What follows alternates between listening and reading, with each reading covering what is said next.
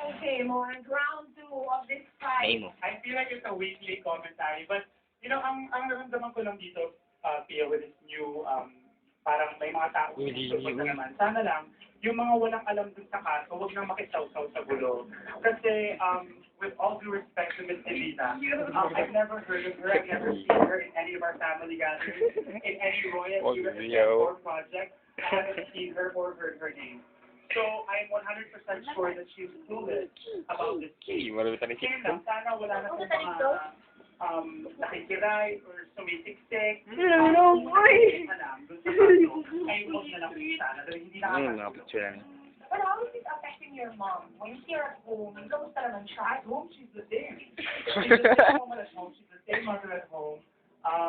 She doesn't bring any of that into the house.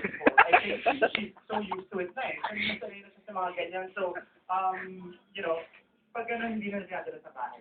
Yung mga ganyan problema. So, yun lang. Yun lang yung message. Until next week. Yes. Abangan itong mamaya. That's the way we look at Sasala. Hi. I love her. I know. Hi. Quotable quote. Bitaw ng babae niyan sa pagbabalik po. Ano na yun?